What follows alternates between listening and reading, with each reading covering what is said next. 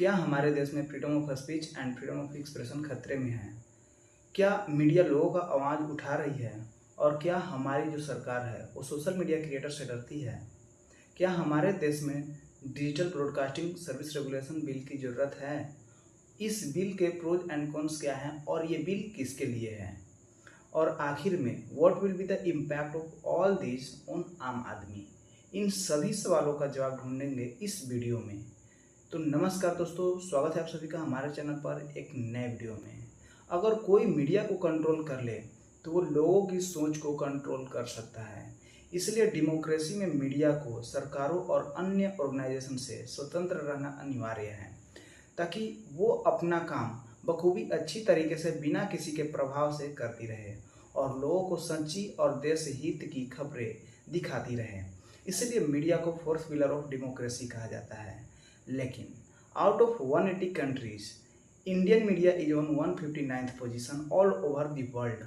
और जब भी कोई इंसिडेंट होता है तो एक जर्नलिस्ट का काम होता है कि बिना अपना ओपिनियन रखे जो सारी की सारी फैक्ट्स हैं, सच्चाइयाँ हैं, वो लोगों के सामने रखें। उसके बाद अब लोगों के ऊपर छोड़ दिया जाना चाहिए कि उनका मानना क्या है। वो उस चीज़ को गलत मानते हैं या उसको सही मानते हैं, ये उनका ओपिनियन होना चाहिए। लेकिन जो हमारी मौजूदा मेन स्ट्रीम मीडिया है वो अब न्यूज़ ओनली डिलीवर नहीं करते हैं, बल्कि वो अब लोगों को समझाते हैं कि आपको इस इंसिडेंट से ये समझना चाहिए। अभी ये जानिए कि हम अगर उनसे तेल लेते हैं तो उनका तेल निकाल भी सकते हैं। पियोगे पेट्रोल, क्या करोगे? गोश्त बनाओगे और उसमें उसको पेट्रोल में डुबा के खाओगे कि चावल चाहिए होगा हमारे यहाँ का? भारत चालेगा तो ये अरब देश ये गिड़गिड़ाएंगे बहुत। ये अरब देश ये गिड़गिड़ाएंगे बहुत। अगर हिंडनबर्ग इतना ईमानदार है, फैक्ट्स पे बात कर रहा है, तो अपनी रिपोर्ट में वी बिलीव वी थिंक हटा कर दिखाए। बॉस इतना ईमानदारी से किया हो तो वी बिलीव वी थिंक क्या लगा रहे हो? हटाओ, सीना ठोक के बात करो। एक जर्नलिस्ट की जिम्मेदारी ये भी होती है कि वो क्या बोल रहा है और वो उसको पता होना चाहिए, क्योंकि उससे लोगों की सोच पर असर पड़ता है। लोग उसे ही सच मानते हैं, उस न्यूज़ को वेरीफाई या काउंटर चेक नहीं करते। रूलिंग गवर्नमेंट का एक्चुअल जो अपोजिशन होता है वो मीडिया ही होता है, जो सरकार से उनकी नीतियों और उनके काम को लेकर तीखे सवाल करता है। लेकिन हमारे देश की मीडिया सरकार के इशारों पर काम करने लग गई है और जो सवालों का स्तर है वो काफी नीचे गिर चुका है। मैं भी कई बार ऐसा होता है थक जाती हूँ और मैं ये कहती हूँ कि बहुत थकान होगी, अभी नहीं होगा। सच बताइए, why don't you get tired? आप थकते क्यों नहीं हैं? क्यों नहीं? इतनी ताकत कहाँ से आती है? एक वक्त पे मैं देखती हूँ सुबह सुबह आपका कार्यक्रम शुरू हो जाता है, अलग अलग जगहों पर जाकर आप रैली को संबोधित करते हैं, फिर शाम को रोड शो करते हैं, फिर रात में मीटिंग करते हैं। इतनी जो ताकत है कहाँ से आती है? इनके पास इतनी हिम्मत नहीं बची कि ये सरकारों से वो असल मुद्दों पर सवाल भी कर सकें। देश में बढ़ती महंगाई, बेरोजगारी और गरीबी पर कोई भी मेन स्ट्रीम मीडिया में बातें नहीं कर सकता। और जब छात्र अपने हक के लिए प्रदर्शन करते हैं तो उन्हें डिग्रीधारी बेरोजगार कह दिया जाता है, जिनके पास नौकरी लेने लायक कोई स्किल नहीं है। हमारी मीडिया की इस समय हालत ये है कि जो भी न्यूज़ आम नागरिकों तक पहुंचते हैं वो इतने फिल्टर्ड होते हैं कि उनका सच्चाई से दूर दूर तक कोई लेना देना नहीं होता। और यही एंट्री होती है सोशल मीडिया न्यूज़ क्रिएटर्स की, यानी डिजिटल क्रिएटर्स की, जहां मेन स्ट्रीम मीडिया न्यूज़ के नाम पर केवल सरकार की महिमा मंडन करती है, वहीं ये डिजिटल न्यूज़ क्रिएटर बिना सरकार के डर के और लोगों के सामने सच्ची न्यूज़ पहुंचाने लगते हैं, जिसमें सरकार का महिमा मंडन नहीं बल्कि सरकार से उनकी नीतियों पर तीखा सवाल करने लग जाते हैं। सरकार की कमियां लोगों के सामने उजागर किए जाने लग जाते हैं। ये डिजिटल क्रिएटर आम नागरिकों की आवाज़ अपने अपने यूट्यूब चैनल के माध्यम से उठाते हैं और बताते हैं कि किस तरह जो सरकार है वो आम नागरिकों के लिए नहीं बल्कि कुछ चंद पूंजीपतियों के लिए काम कर रही है।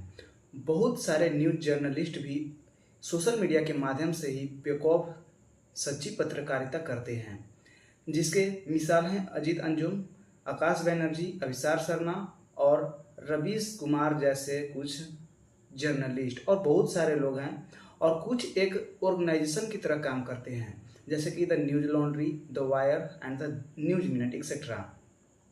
इसी सच्ची पत्रकारिता का परिणाम होता है कि पूनम अग्रवाल जैसी एक इंडिपेंडेंट इन्वेस्टिगेटिव रिपोर्टर ने रूलिंग गवर्नमेंट का सबसे बड़ा स्कैम का भंडाफोड़ किया, none other than the electoral bond scam, जिसमें लोगों को पता चलता है कि किस तरह सरकार इलेक्टोरल बॉन्ड की आड़ में चंदा दो धंधा लो की स्कीम चला रही थी।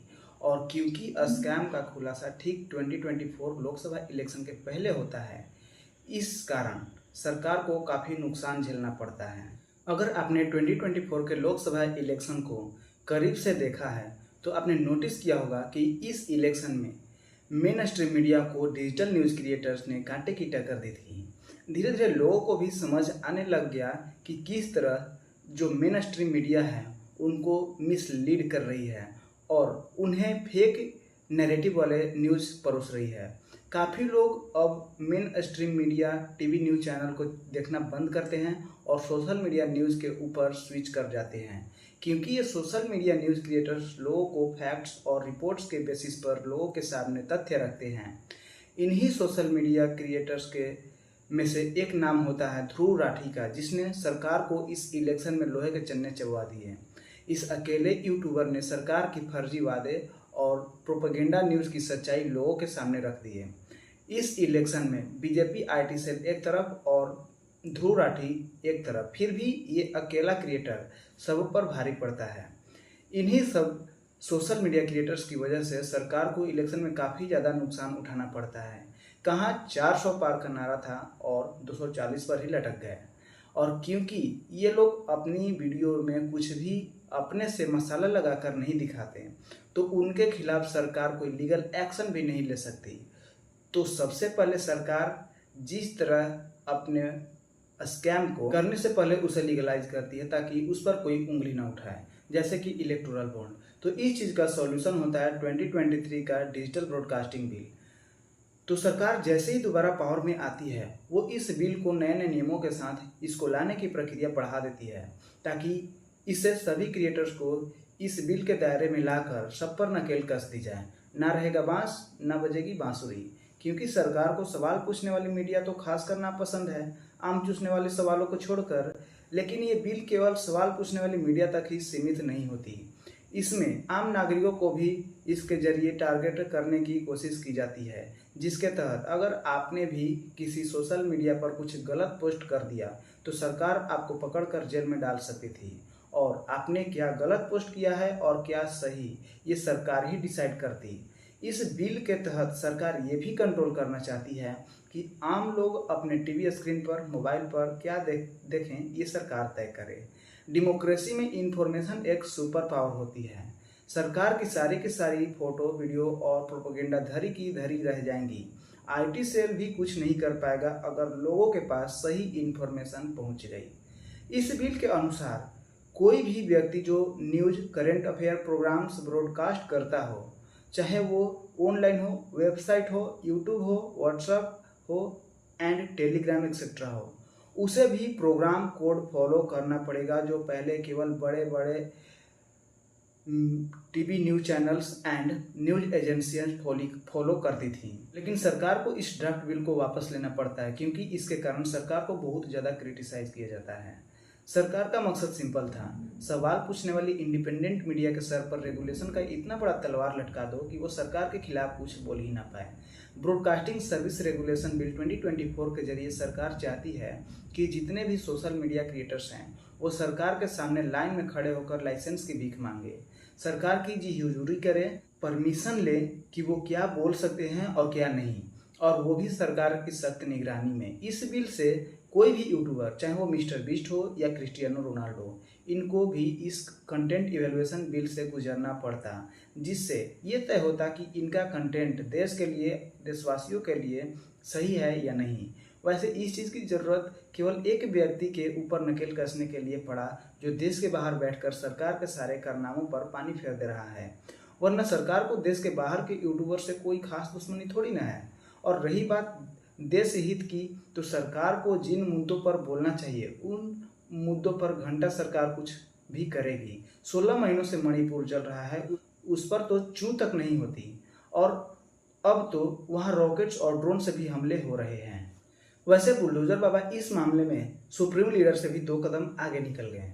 उन्होंने तो पूरे यूपी में बिल फॉर इन्फ्लुएंसर लागू भी कर दिया। सरकार का गुणगान करो और लाखों रुपए रिटर्न में रिवॉर्ड पाओ। एक प्रकार का लीगलाइज करप्ट सिस्टम, जहां सोशल मीडिया क्रिएटर्स और इन्फ्लुएंसर को खरीदने की कोशिश, और जहां किसी ने सरकार के खिलाफ अगर कुछ बोला फिर तो समझो कि तुम्हारा गुड लक ही खराब है। इन सारी एक्टिविटीज़ का इम्पैक्ट क्या हो सकता है, इसको समझने के लिए आप इस कंडीशन को समझो। देखो, लोगों को ये भ्रम होता है कि वो अपनी मर्जी से वोटिंग बूथ पर जाकर अपनी फेवरेट पार्टी या फेवरेट कैंडिडेट को वोट दे रहे हैं, और जिस नॉलेज और इन्फॉर्मेशन के बेसिस पर उन्होंने ये डिसाइड किया है कि वो उस पार्टी या कैंडिडेट को वोट देंगे, अगर वो नॉलेज और इन्फॉर्मेशन ही गलत हो तो। और एक कड़वी सच्चाई, ऐसा हो भी रहा है। लोगों को हिंदू मुस्लिम चिकन मटन में उलझाए रखो ताकि वो अपने असल मुद्दों के बारे में सोच ही ना पाए। दिल्ली के मंदिर ले लेगा वक्फ। वक्फ को पूरी दिल्ली चाहिए। दिल्ली के 6 मंदिरों को वक्फ बोर्ड से खतरा।